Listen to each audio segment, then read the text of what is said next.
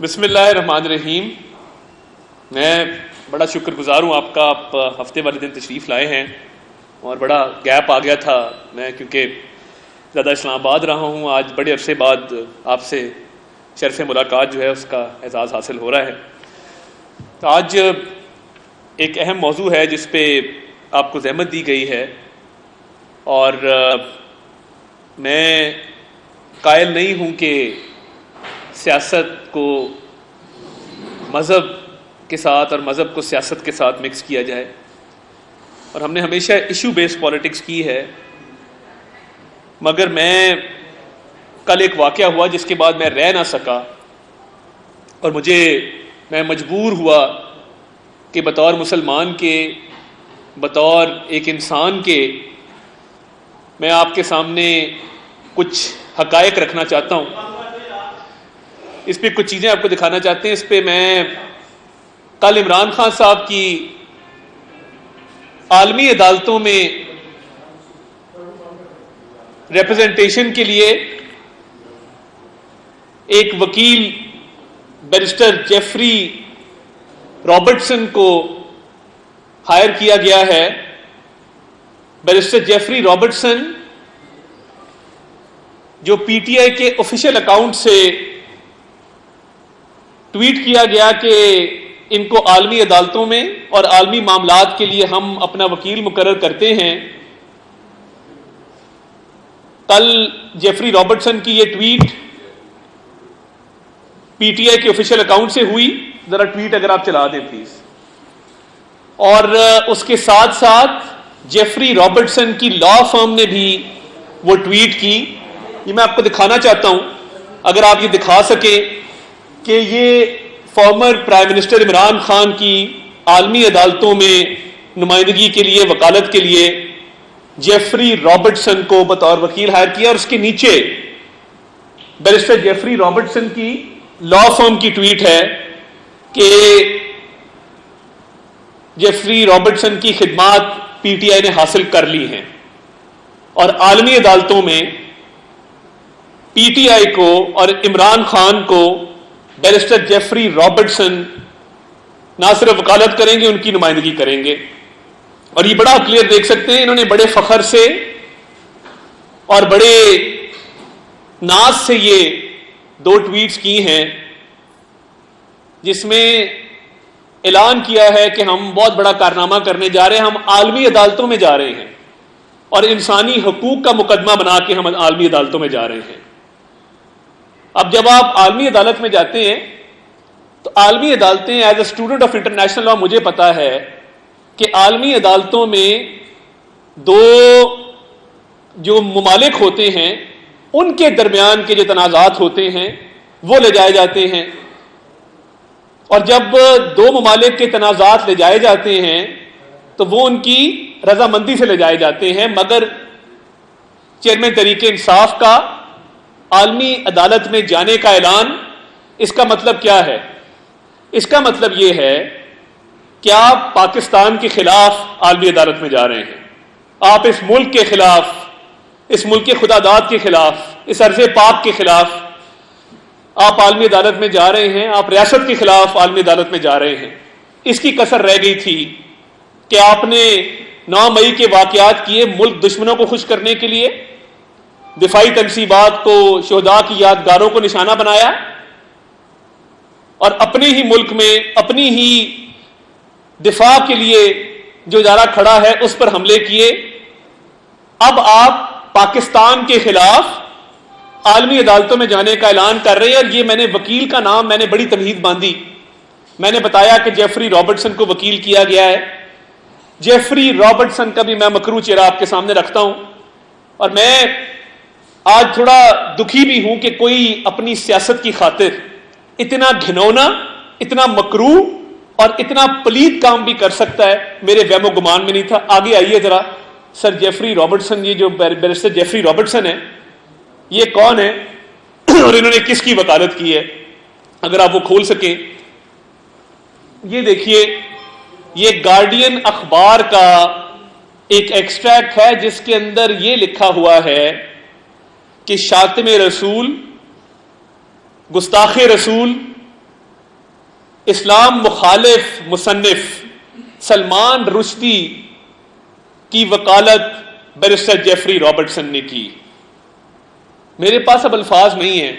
سیاست بڑی اچھی چیز ہے, بڑی اہم چیز ہے, مگر اتنی اہم نہیں ہے کہ آپ جب ملک کے خلاف عالمی عدالتوں میں جانے کا اعلان کریں تو آپ وکیل کس کو کریں؟ اس کو جو ملعون, گستاخ, شاتم رسول سلمان رشدی کا وکیل رہا ہے. اور سلمان رشدی جس کی کتاب دا سیٹینک ورسز, شیطانی آیات اس کا نام ہے اس کتاب کا, دا سیٹینک ورسز, شیطانی آیات, جس میں اسلام کی بے حرمتی کی گئی ہے, جس میں گستاخی رسول صلی اللہ علیہ وسلم کی گئی ہے. یہ وہ شخص ہے, اگر آپ یہ کیمرہ پہ بھی دکھا سکیں, یہ وہ شخص ہے جس نے سلمان رشدی کی وکالت کی. بین الاقوامی سطح پہ کئی وکیل ہیں جن کو آپ آرام سے چلیں. اول تو آپ کو جانا نہیں چاہیے پاکستان کے خلاف مقدمہ کرنے.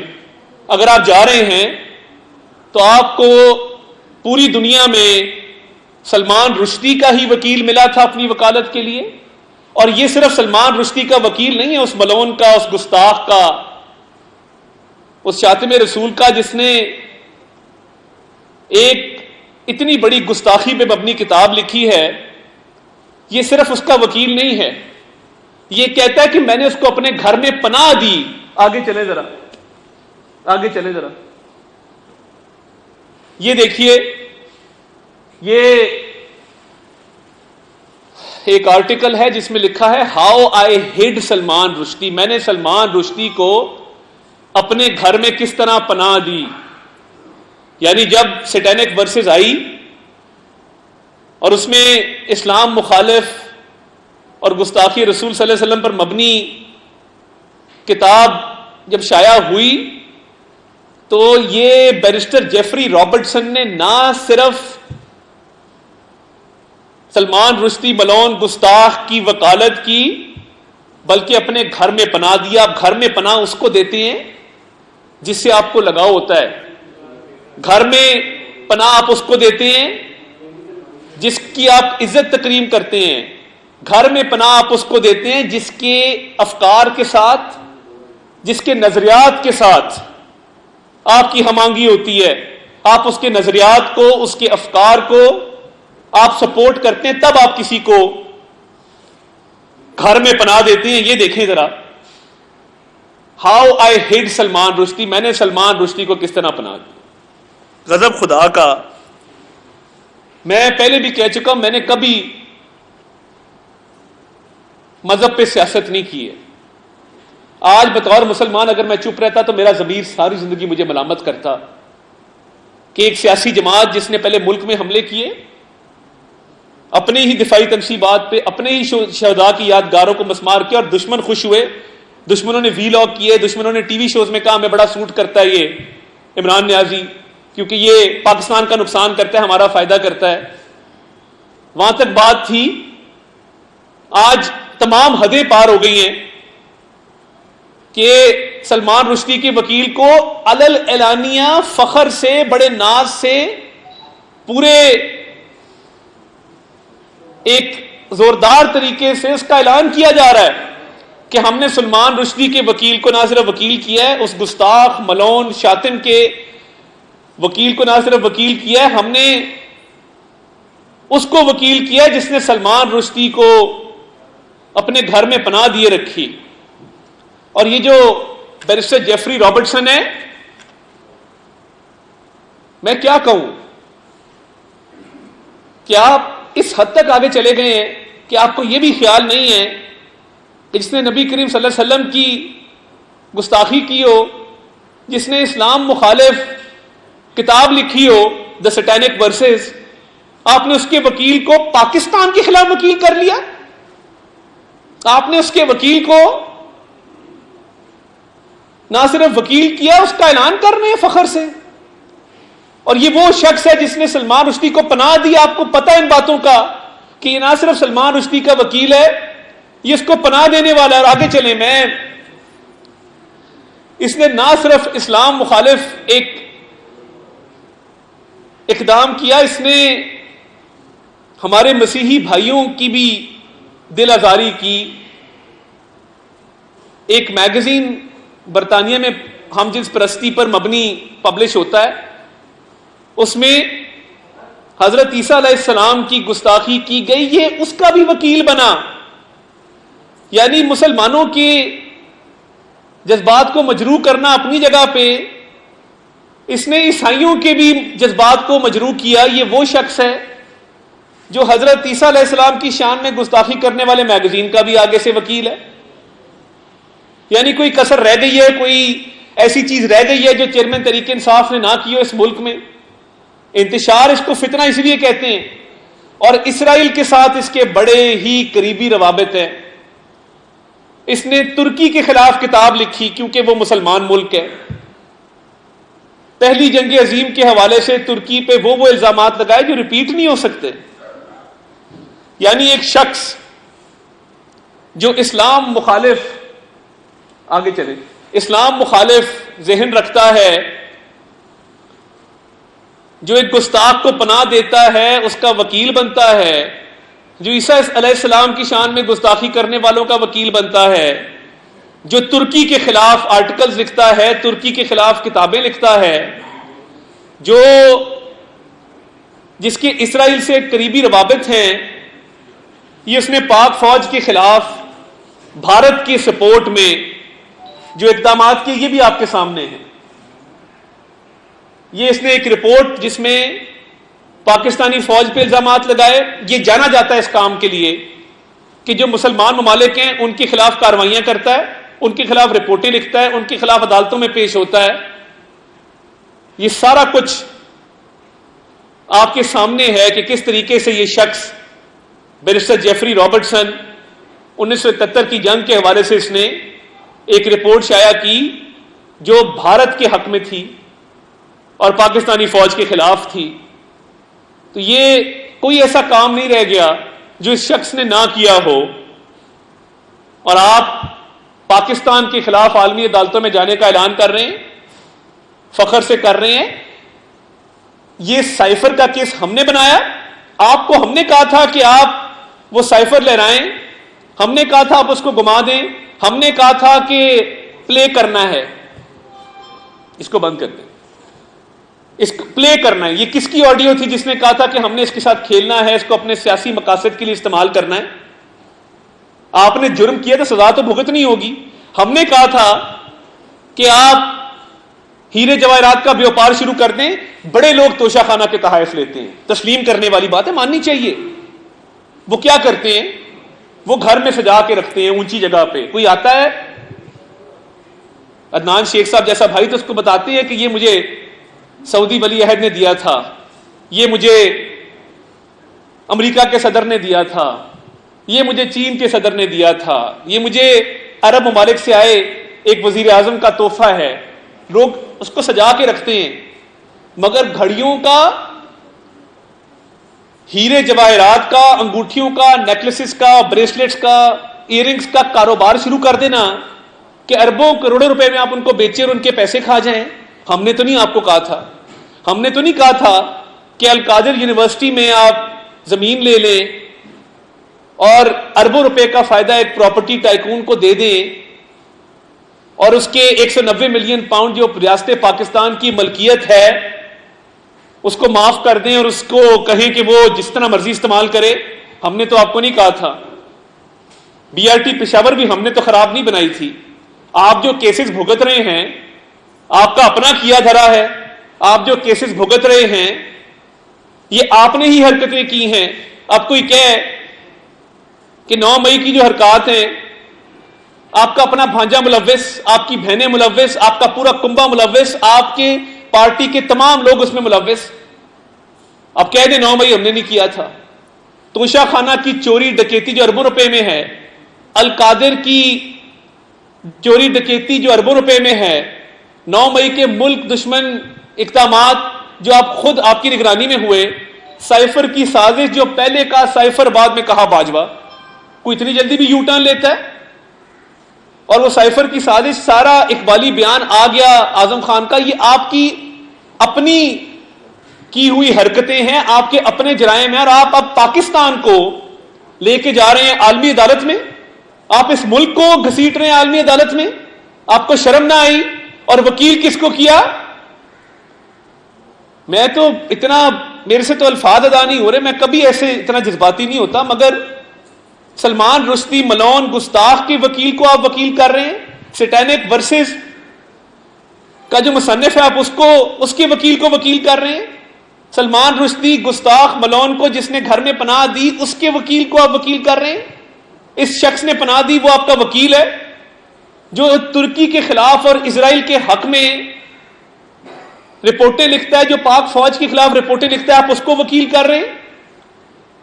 اب کوئی کسر نہیں رہ گئی۔ جب بارڈر کے اس پار سے نا ٹی وی شوز پہ لوگ بیٹھ کے کہتے ہیں نا ہمیں عمران خان بڑا سوٹ کرتا ہے کیونکہ وہ پاکستان کا نقصان کرتا ہے، ہماری فیور کرتا ہے، 9 مئی کے بعد انہوں نے یہ کئی دفعہ بات کی، وہ اب سمجھ آتی ہے۔ اور آپ کا کیا لنک ہے؟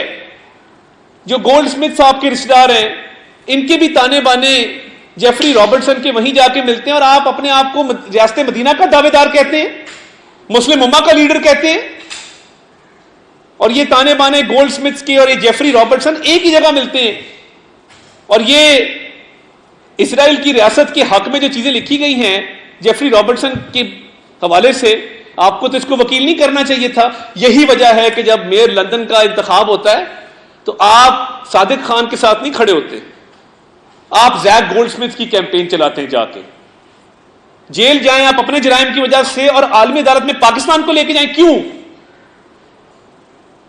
آپ شہداء کی یادگاروں کو مسمار کریں، اپنی دفاعی تنصیبات پہ حملے کریں، اپنی ہی ملک میں آگ لگائیں، اپنے ہی لوگوں کو ماریں، اور اس کے بعد ایک گستاخ ملعون کے وکیل کو وکیل کر لیں اور کہیں میں پاکستان کو عالمی عدالت میں لے کے جا رہا ہوں۔ غیرت نہیں جاگی، اخلاقیات نہیں جاگی، اسلام نہیں جاگا جس کا ہر وقت درس دیتے ہیں، جو لوگ آپ کے کان میں آ کے کہتے ہیں اسلامی ٹچ دے دیں۔ یہ آپ کا اسلامی ٹچ؟ میں زندگی میں پہلی دفعہ مذہب کے حوالے سے پریس کانفرنس کی ہے، پہلی دفعہ، کیونکہ آج ہم یہ نہ کرتے تو یہ پاکستان کے ساتھ اور اسلام کے ساتھ غداری ہے، یا آپ اس طرف ہے یا آپ اس طرف ہے۔ یہ نہیں ہو سکتا اس ملک میں کہ جرائم آپ کے اپنے ہوں اور آپ پاکستان کو عالمی عدالت میں لے جائیں۔ ایک ایسے شخص کو وکیل کرے جو پاکستانی فوج کے خلاف پبلیکیشنز کرتا ہو، جو حضرت عیسیٰ کی گستاخی ہو تو ان کا وکیل بن جائے، جو نبی کریم صلی اللہ علیہ وسلم کی اور اسلام کی گستاخی ہو تو اس کا وکیل بن جائے، گستاخ رسول کو گھر میں پناہ دے دے، مسلم ممالک کے خلاف پوری کیمپینیں چلاتا ہو اور اسلام دشمنوں کو پورا سپورٹ کرتا ہو، چوری کرنی توشہ خانہ میں، زمینیں لینی القادر میں، کرپشن کرنی انتہا کی، اور اس کے بعد پاکستان کو عالمی عدالت میں لے جانا اور ایک گستاخ کے وکیل کو وکیل کر لینا۔ شاباش، ویل ڈن، بہت اچھا کھیلا آپ نے، بڑا اچھا اسلامی ٹچ دیا ہے۔ لگائیں دو جھنڈے، کریں مسلم امہ کی بات، لگائیں دو جھنڈے، کریں ریاست مدینہ کی بات، بنے مسلم امہ کے لیڈر۔ افسوسناک، شرمناک ہے کہ آج اس نہج پہ ہم آ گئے ہیں کہ ملک دشمنی ہم کر رہے تھے مگر ہم نے اب اسلام دشمنی شروع کر دی ہے، اور ان لوگوں کو ہم اب اپنی حمایت کے لیے کھڑا کر رہے ہیں جو اسلام دشمن بھی ہیں، ملک دشمن بھی ہیں، جن کے نظریات، جن کے افکار کھل کے سامنے آ چکے ہیں۔ کس لیے؟ اپنی سیاست بچانے کے لیے، کس لیے؟ ایک انسانی حقوق کی خلاف ورزی کا پوری دنیا کو میسج دینے کے لیے کہ پاکستان ایک محفوظ ملک نہیں ہے۔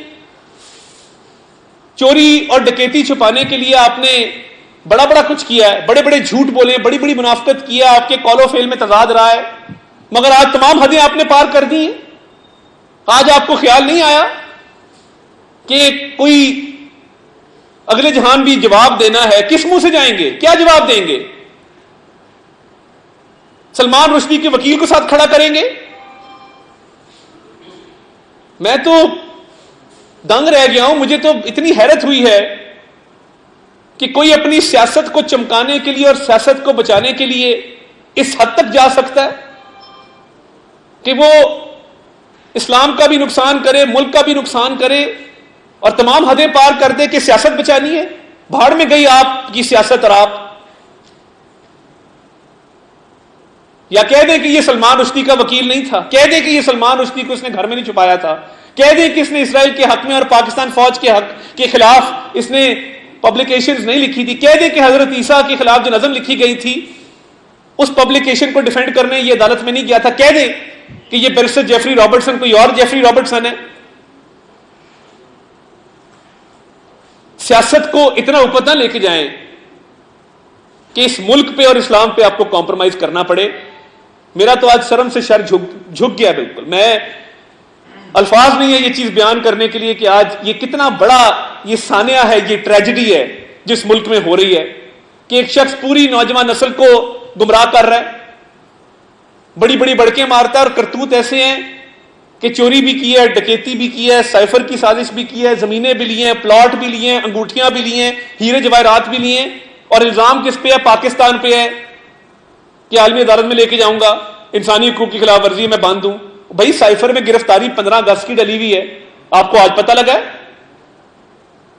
اور ہمارے لیڈر بھی گئے عالمی عدالتوں میں کیسز کو ڈیفینڈ کرنے، وکیل کیے ہیں، مگر ٹریک ریکارڈ چیک کر کے وکیل کیے ہیں کہ کوئی متنازع آدمی نہ ہو، کوئی ایسا پروفیشنل لائر ہو. یہ کیونکہ نظریات اور افکار ملتے ہیں، اینٹی پاکستان اینٹی اسلام، اس لیے اس کو وکیل کیا گیا ہے کیونکہ اس کے سارے کیسز یا اسلام کے خلاف ہیں یا مسلمان ممالک کے خلاف ہے. یہ اس کی سوچ ہے. آپ نے لوگ کہتے تھے، حکیم سعید مرحوم نے جو بات کی تھی آج سچ ثابت ہو گئی ہے کہ آپ کس لابی کے آدمی ہیں. آپ کو یہ کہنے میں مجھے کوئی مذائقہ نہیں کہ آپ اسرائیلی لابی کے آدمی ہیں. انہوں نے آپ کو پلانٹ کیا بطور فتنے کے کہ آپ اس ملک میں تباہی بربادی کر سکیں جو 4 سال کی ہے. آج لوگ مہنگائی کے ہاتھوں تنگ ہیں. یہ 16 ماہ میں ہوئی ہے، ہم کر کے گئے ہیں. 4 سال ایک اینٹ نہیں لگائی آپ نے. 2018 میں حالات کیا تھے، آج کیا ہے پوری دنیا کو پتا ہے. یہ فتنہ ہے، اور یہ فتنہ نیازی اور پاکستان اکٹھے نہیں چل سکتے. بہت شکریہ.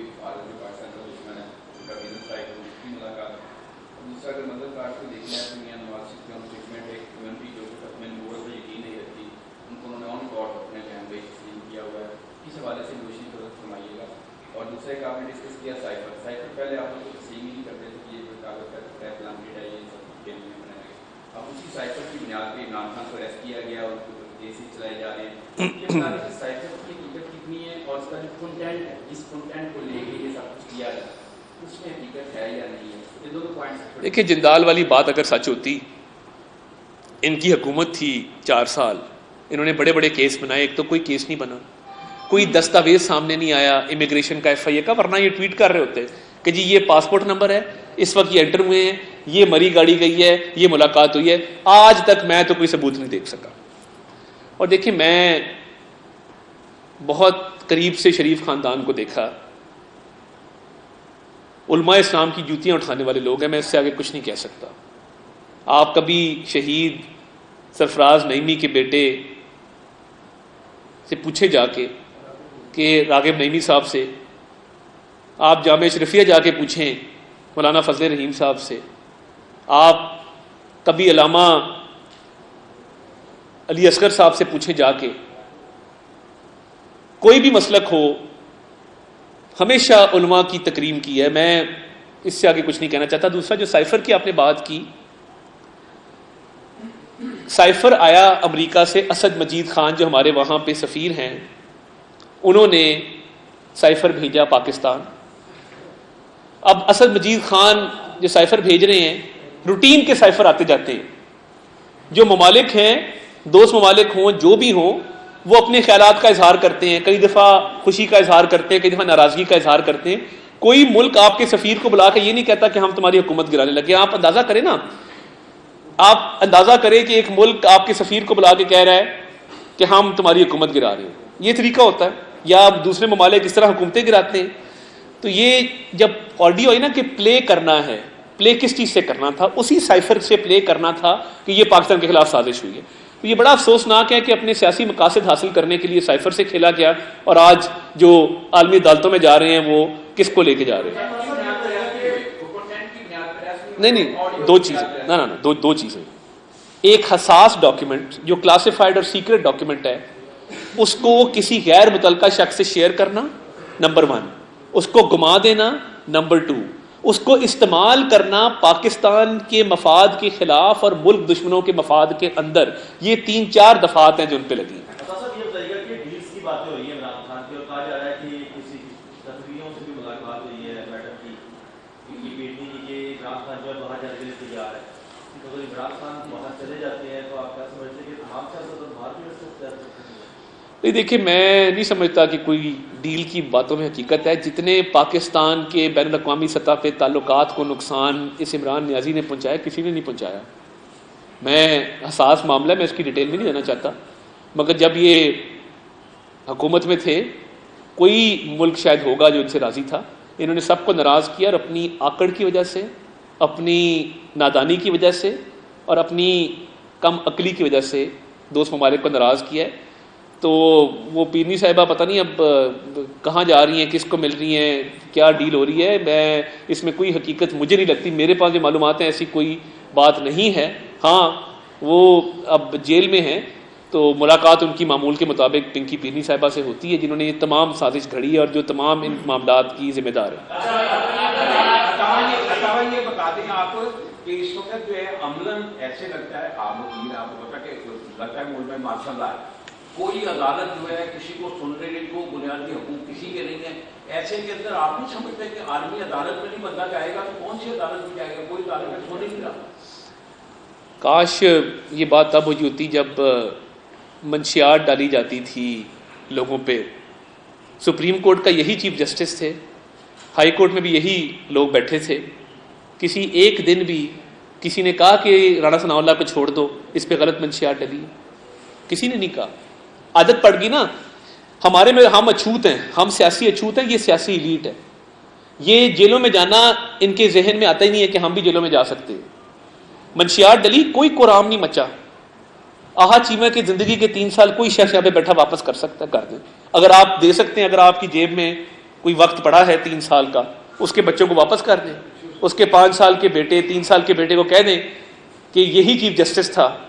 یہ آپ میں سے بہت سارے لوگ جانتے ہیں، احتساب عدالت میں ہم کھڑے تھے، میت آنی تھی شہباز شریف صاحب اور نواز شریف صاحب کی والدہ کی، میں نے جج صاحب کو کہا، میں نے کہا سر والدہ کی ڈیتھ ہوئی ہے، آج جرا نہ کریں۔ کہا گیا نہیں جرا کرنی ہے۔ کہاں سے حکم تھا، کس کا حکم تھا؟ تب کسی چیف جسٹس کی آنکھوں میں آنسو نہیں آئے، تب کسی جج نے بلا کے نہیں کہا کہ اس مقدمے میں بھی فارغ اور باقی بھی کسی مقدمے میں آپ نے اریسٹ نہیں کرنا۔ آگے چلیں، میں بلال کی دوائی، ایک پڑھا لکھا امریکہ پلٹ نوجوان امریکہ سے پڑھ کے آیا، LDA میں ملازم تھا، اس کا قصور اتنا تھا کہ وہ صرف آہا چیمہ کے ساتھ اس نے کام کیا۔ 3 سال، نئی نئی اس کی شادی ہوئی تھی، 3 سال اس کی شیخ عظمت سعید صاحب نے بیل سماعت کے لیے مقرر نہیں کی۔ میں یہ نہیں کہہ رہا کہ یہ کوئی انتقام ہے، مگر یہی عدالتیں تھیں اور یہی سیاستدان تھے۔ فرق صرف اتنا ہے کہ ہم جھوٹ بول کے، رو پیٹ کے، چیخیں مار کے، وی لاگز کر کے رونا دھونا نہیں کرتے تھے، اپنی آواز اٹھاتے تھے، ایک حد تک اٹھاتے تھے۔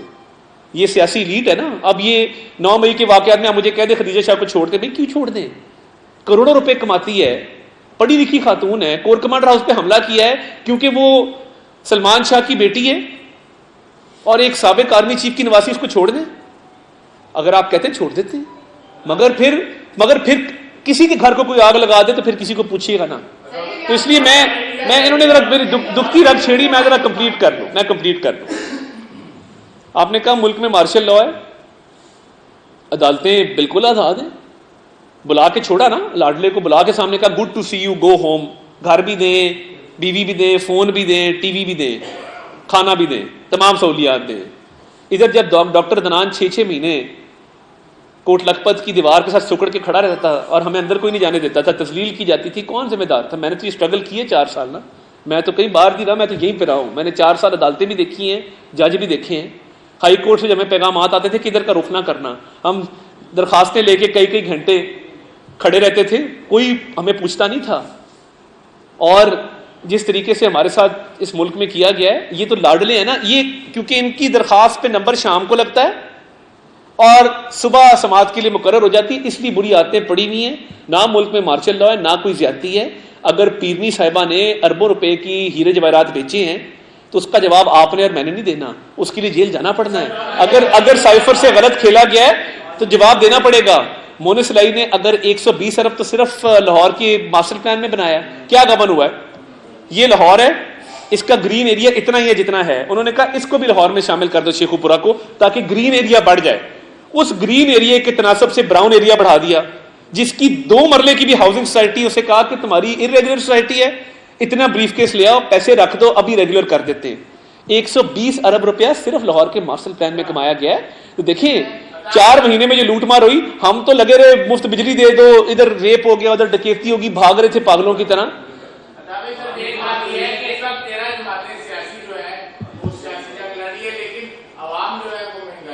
میں نے عرض کیا نا, کیا وجہ ہے؟ میں تو کرنا چاہتا ہوں, میں بالکل کریں گے پروٹیسٹ. دیکھیں میں آپ کو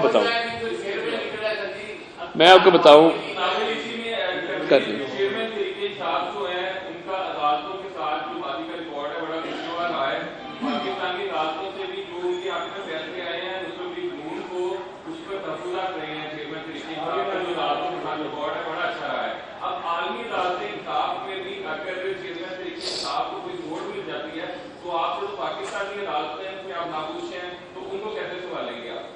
دیکھیں پہلی بات تو یہ ہے کہ پروجیکٹ عمران خان لانچ کیا گیا اور بڑے زور و شور سے لانچ کیا گیا. کسی کے بازو مروڑا گیا, کسی کا کان مروڑا گیا.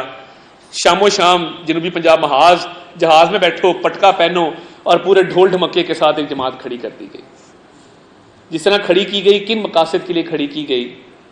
ہم تو چلے موٹر ویز بنا رہے تھے نا لاہور سے کراچی. آپ میں سے کئی لوگ ساؤتھ میں رہنے والے ہیں, خانے وال, ملتان, مظفر گڑھ. آج موٹر وے جاتی ہے لاہور سے.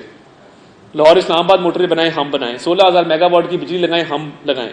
اس ملک میں اسکول, کالج, اسپتال, یونیورسٹیاں بنائیں ہم بنائیں. پہلا کارڈیولوجی انسٹیٹیوٹ لاہور میں بنا, PIC, آج بھی چل رہا ہے, نواز شریف کا بنایا ہوا ہے. راولپنڈی میں بنا, شہباز شریف نے بنایا. PKLI بنائیں ہم بنائیں, کیونکہ ہزاروں لوگ ہر سال مر جاتے ہیں کیونکہ وہ کڈنی اور لیور کا ٹرانسپلانٹ افورڈ نہیں کرتے. بند کون کر رہا ہے؟ انہوں نے آ کے بند کیے. اب مجھے بتائیں 2018 میں پیٹرول کی کیا قیمت تھی, 2018 میں بجلی کی کیا قیمت تھی, اور یہ بجلی کی قیمت اس کے باوجود تھی کہ ہم نے 16,000 میگا واٹ کے بجلی کے منصوبے لگائے تھے. 2013 میں ہم آتے ہیں, 18 گھنٹے لوڈ شیڈنگ تھی, بندہ بے حال ہو جاتا تھا. 18 گھنٹے, 12 گھنٹے شہروں کے اندر تھی. اس کا کوئی کریڈٹ نہیں ہے کہ 3 سال ہم نے وہ لوڈ شیڈنگ جو ہے اس کو خاتمہ کیا. مگر اس بات پہ ضرور تنقید ہے کہ آج مہنگائی ہوئی. ہم 16 مہینے کے لیے کیوں آئے تھے؟ ہم ریاست کا بوجھ اٹھانے آئے تھے. اگر پاکستان ڈیفالٹ کر جاتا, خدا نہ خواستہ, تو پاکستان کے اندر بین الاقوامی ایئر لائنیں نہ آتی. وہ ابھی بھی نہیں آ رہی. ابھی کسی شخص کی یورپ میں ڈیتھ ہو جائے نا, پاکستانی کی ڈائریکٹ فلائٹ نہیں ہے, کیونکہ سرور خان نامی ایک بدبخت آدمی نے without evidence floor of the house کھڑے ہو کے کہہ دیا کہ پاکستانی پائلٹس کے لائسنس جعلی ہیں. آج آپ کا زر مبادلہ بھی گیا, آپ کی فلائٹیں بھی بند. آگے چلیں, فلائٹیں بند ہو جاتی, ایکسپورٹس بند ہو جاتی, LCیں کھلنی بند ہو جاتی, بینکوں کے باہر لائنیں ہوتی کہ لوگ بینکوں سے اپنا پیسہ نکالتے, ڈالر 500-600 پہ چلا جاتا, اور آپ کا بالکل معاملہ ٹھپ. اور جو عمران خان کا خواب تھا, سری لنکا تو ابھی بھی خوشحال ہے, یہ شاید بدترین حالات ہوتے. IMF کا اگریمنٹ ہم نے نہیں کیا تھا, ہم تو چھوڑ کے گئے تھے مہنگائی کو 4% پہ. IMF کا کس نے کہا تھا کہ میں خودکشی کر لوں گا, IMF کے پاس نہیں جاؤں گا؟ وہ ایک خودکشی جسے تو گراں سمجھتا ہے, وہ شاید ہزاروں خودکشیوں سے جان چھوڑ جاتی. مگر مجھے میں کمپلیٹ کر لوں, کیونکہ اب ٹاک شو والا معاملہ شروع ہو گیا تو مجھے اب پورا کرنے دیں. دیکھیں وہ خودکشی کا کہا, پھر 6 ماہ اسد عمر نے ضائع کیے. اس کے بعد پیپلز پارٹی کے سابق ادوار کے 2 وزرائے خزانہ نے اپنی قسمت آزمائی, حفیظ شیخ صاحب نے اور شوکت ترین صاحب نے. اب مجھے یہ بتائیں, جب آپ کی بیوی بیٹھ کے 5-5 کیرٹ کی انگوٹھیاں مانگے گی, جب آپ گھر میں بیٹھ کے تحفے بیچیں گے, آپ کہیں گے ڈالر کا ریٹ مجھے یا بیوی سے پتہ لگتا ہے یا ٹی وی سے پتہ لگتا ہے, اور آپ کے پاس کوئی اکنامک پالیسی نہیں ہوگی, 4 سال آپ ملک کو تباہی کے دھانے پہ کھڑے کر دیں کہ ہم نے تو 16 ماہ میں آ کے اس کا ملبہ اٹھایا ہے. 16 ماہ کا کمپیرزن 4 سال سے نہیں ہو سکتا. مہنگائی کا ذمہ دار صرف عمران نیازی ہے. وہ جتنا مرضی جھوٹ بول رہے, یہ اس کے گلے میں توق فٹ ہونا. ایک سب کو موقع ملے گا. سادیہ دیکھیے بڑی تفصیلی ملاقات تھی, 2-2.5 گھنٹے پر محیط ہماری وفد کی ملاقات تھی, تمام پولیٹیکل پارٹیز کی ہوئی ہے. دیکھیں مردم شماری کے بعد ایک نیچرل کانسیکوینس ہے حلقہ بندی. پنجاب میں نئے ضلع بنے, ہم نے نہیں بنائے. وزیر آباد ہو گیا, توسا ہو گیا, تلا گنگ ہو گیا, PTI نے بنائے. اور اب آبویسلی حلقہ بندیاں نہیں ہونی ہیں. میرا ضلع کے ساتھ حافظ آباد کا ضلع ہے, پورے ضلع کی ایک سیٹ ہے, کیونکہ پچھلی دفعہ 20,000 آبادی کم تھی. اب وہاں کے حلقے کے لوگوں کے ساتھ جاتی نہیں ہے کہ ان کا ایک MN جبکہ 2 ہونے چاہیے. اب حلقہ بندیاں ہو کے رہنی ہیں, ہر حال میں ہونی ہیں, مگر 14 دسمبر تک شیڈول ہے. 14 دسمبر کے بعد 54 دن کے اندر الیکشن کا انعقاد ممکن ہوگا, جو ہم نے انہیں کہا ہے, اور ان کی بھی یہی ذہن نظر آ رہا تھا کہ 15 سے 25 فروری کے درمیان عام انتخابات ہو جائیں گے. جی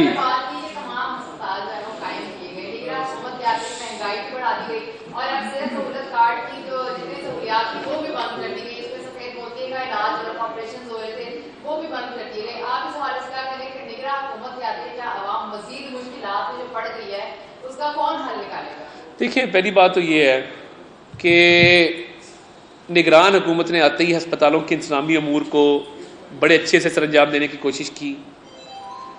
نگران وزیر اعلیٰ ہسپتالوں میں جا کے وزٹس بھی کر رہے ہیں, معاملات کو دیکھ بھی رہے ہیں. دیکھیں, صحت کارڈ کا ایک ایشو یہ تھا, شروع ہم نے کیا کہ ایک ارب پتی آدمی بھی صحت کارڈ سے مستفید ہو رہا تھا, ایک غریب آدمی بھی ہو رہا تھا. ہم نے اپنے دور میں امیر آدمی کے لیے صحت کارڈ بند کر دیا. مجھے ضرورت نہیں, میں بھی ایلیجبل تھا, تو مجھے نہیں ضرورت, مجھے نہیں کرنا چاہیے. تو وہ بجٹ انشورنس کمپنیز کو اس مد میں بھی جا رہا تھا کہ ایک امیر کبیر آدمی ہے وہ بھی انشورڈ ہے, تو جو لوور انکم بریکٹ ہے یہ تو اس کے لیے ہے. اور لوگوں نے اب کیا کیا ہے کام شروع, لوگوں نے کاروبار شروع کیا, ہیلتھ کارڈ پہ اسپتال چل رہے ہیں پورے کے پورے. آؤ چھوٹی سی کاسمیٹک مسئلہ ہو, اسکن کا مسئلہ ہو, ڈرمیٹولوجی کا, لوگ فیشیل کروا رہے ہیں اس کے اوپر بیٹھ کے. تو دیکھیں یہ کاروبار بند ہونا چاہیے.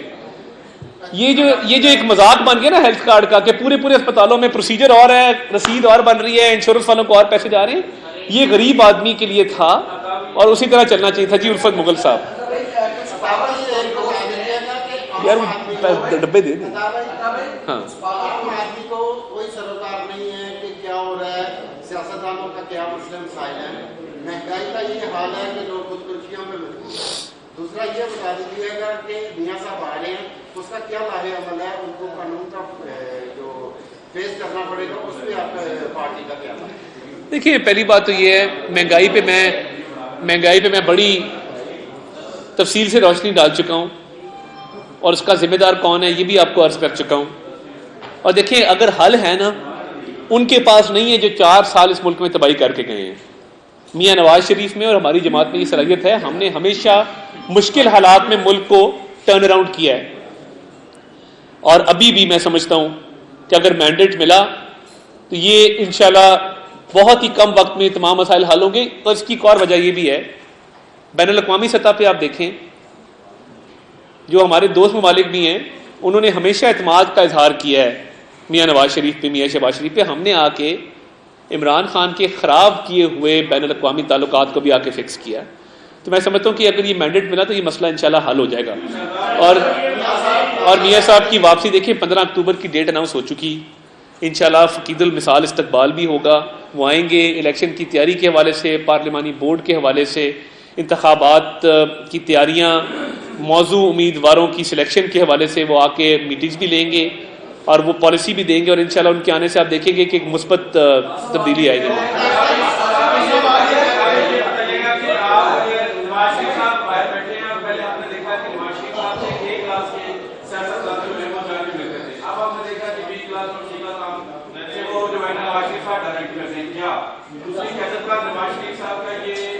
عدم اعتماد ہے یا وہ اپنے معاملات جو ہے وہ ڈائریکٹ سب کے ساتھ ڈائریکٹ ہو رہے ہیں. جنوبی پنجاب کی آپ نے بات کی, کچھ سیاستدان وہاں سے مسلم لیگ نون میں شامل ہونے جا رہے ہیں. مسلم لیگ نون کے آلریڈی کینڈیڈیٹ وہاں پہ ہیں, ان کو وہاں پہ وہ کیسے ایڈجسٹ کرے گی. آپ نے بات کی تیسری سال کے اگر عوام نے اعتماد دیا, ووٹ دیا, تو ہم دوبارہ خدمت کے لیے. عوام نے جب آپ کو اپنی 16 ماہ کے لیے جب آپ آئے تو کچھ لوگوں کو بہت بڑا بنا کے پیش کر کے آپ جہازوں میں بٹھا کے لائے, جو اپنا کام کر کے پھر واپس چلے گئے. کیا اگر ان کا عوام نے مینڈیٹ دیا تو ان کو پھر جہاز میں بٹھا کر لایا جائے؟ دیکھیے, پہلی بات تو یہ ہے کہ قائد تک پارٹی کے ورکرز کا ایکسیس ہونا یہ کسی بھی پارٹی کے ورکرز کے لیے شان کی بات ہوتی ہے, فخر کی بات ہوتی ہے. تو پارٹی میں کوئی ABCD کیٹیگری نہیں ہے. یہ جیلوں میں ضرور ہوتی تھی کسی زمانے میں, پارٹی میں ایسی کوئی کیٹیگری نہیں ہے. تو پارٹی ورکر کو اگر رسائی ملتی ہے وہاں تک تو میرے لیے اتنی خوشی کی بات ہے. میں خود ایک کارکن ہوں اور میں نے دیکھیں آپ کے سامنے ہیں, آپ کے ساتھ ہی اسٹرگل کی ہے ان 4 سال میں. میں بھی کہیں ادھر ادھر سے نہیں آیا، نہ پیراشوٹ کے ذریعے آیا ہوں، دھکے کھائے ہیں، دھکے کھا کے آپ کے سامنے آج بیٹھے ہیں. تو پہلی بات یہ ہے. دوسری بات یہ ہے کہ آپ کا اشارہ اسحاق ڈار صاحب کی طرف تھا، کھل کے آپ نے اس کا اظہار کیا، آپ نے نام نہیں لیا، میں لے لیتا ہوں. اسحاق ڈار صاحب سے زیادہ تجربہ کار شخص معیشت کو سنبھالنے کے لیے نہ میسر تھا نہ ہے. حالات مشکل تھے. ان مشکل حالات میں بھی جس طریقے سے انہوں نے اکانومی کو چلایا، میں سمجھتا ہوں وہ اپریسیشن ان کو ملنی چاہیے. اور میاں نواز شریف کی قیادت میں یہی اسحاق ڈار تھے نا، جب ڈالر جو تھا وہ 100 روپے پہ تھا، اور یہی اسحاق ڈار تھے جنہوں نے اکانومی کو آ کے بڑے اچھے طریقے سے گروتھ کو 6% پہ لے گئے تھے. یہی اسحاق ڈار صاحب تھے جن کے دور میں ایکسپورٹس بڑی تھیں. تو انہوں نے ماضی میں بھی کر کے دکھایا، کر کے دکھائیں گے. یہ 16 ماہ کا یہ فلم نہیں تھی، یہ انٹرول تھا 16 ماہ کا، اس طوفان اور ہارر مووی سے جو 4 سال چلتی رہی ہے. اگر 5 سال کا مینڈیٹ ملتا ہے تو یہی ٹیم انشاءاللہ ڈیلیور کرنے کی صلاحیت رکھتی ہے اور کرے گی.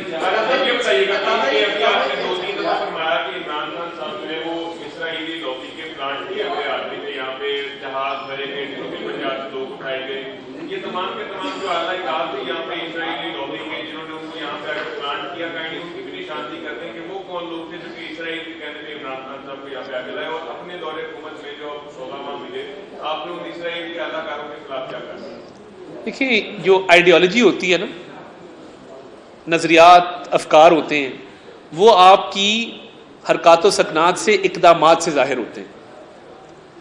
اب سلمان رشدی کے وکیل کو وکیل کرنا، اس شخص کو وکیل کرنا جو اسرائیل کے حق میں آرٹیکل لکھتا رہا ہے، باہر جا کے زیک گولڈ سمتھ ایک یہودی کی کیمپین چلانا اور ایک مسلمان صادق خان کی کیمپین نہ چلانا. حکیم سعید صاحب مرحوم بہت دانشمند، بڑے دور اندیش ایک پاکستانی تھے، وقت سے پہلے چلے گئے، ان کو شہید کر دیا گیا. انہوں نے کچھ سوچ کے کسی کے بارے میں یہ کہا تھا نا جی. اور اب تو دن بدن اس چیز کے ثبوت سامنے آ رہے ہیں کہ یہ کس سوچ کے لوگ ہیں اور یہ اس ملک میں کیا کرنا چاہتے ہیں اور کس لابی سے ان کو سپورٹ حاصل ہے. جب میجر گورو آریہ بیٹھ کے ویلاگ کرتا ہے اور وہ کہتا ہے ہمیں یہ سوٹ کرتا ہے، جب انڈین ٹاک شوز میں کہا جاتا ہے کہ یہ پاکستان کا نقصان کر رہا ہے اور انڈیا کا فائدہ کر رہا ہے، تو یہ میں تو نہیں کہہ رہا نا، یہ تو انڈین میڈیا کہہ رہا ہے، انڈین ٹاک شوز کہہ رہے ہیں. تو میرا تو یہ ماننا ہے کہ یہ اسی لابی سے ایک پلانٹڈ آدمی ہے اور اس ملک میں فتنہ پھیلانے آیا ہے. میں وہ اخلاق سے نیچے والی باتیں نہیں کرنا چاہتا، عدت شدت والی یا بچی والی، میں اس طرف جانا نہیں چاہتا. مگر کوئی اور اگر سیاستدان ہوتا یا آپ کی میری خدا نخواستہ کوئی ایسا معاملہ ہوتا تو ہم آج بالکل زندہ درگور ہو گئے ہوتے اس وقت. مگر کیونکہ کلٹ فالوئنگ ہے تو ہر چیز جائز ہے، چل رہی ہے.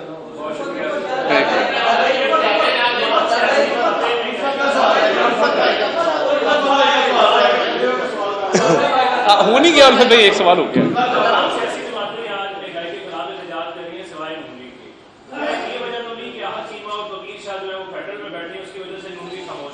نہیں دیکھیے، میں سمجھتا ہوں کہ توقیر شاہ صاحب ایک پروفیشنل بیوروکریٹ ہیں اور وہ عمران خان صاحب کے دور میں بھی ان کی تعیناتی ہوئی، انہوں نے چارج نہیں لیا، مگر وہ ایک پروفیشنل بیوروکریٹ ہے. وہ ضروری نہیں ہے کہ وہ نون لیگ سے منسلک ہیں تو اس لیے وہ مہنگائی کا معاملہ ہے. احد چیمہ صاحب بھی ٹیکنوکریٹ ہیں، وہ سیاستدان نہیں ہیں، ان کا کسی سیاسی جماعت سے تعلق نہیں ہے. ٹیکنوکریٹک کا بھی سیٹ اپ ہے جس میں سارے اسپیشلسٹ آئے ہیں. تو میں نہیں سمجھ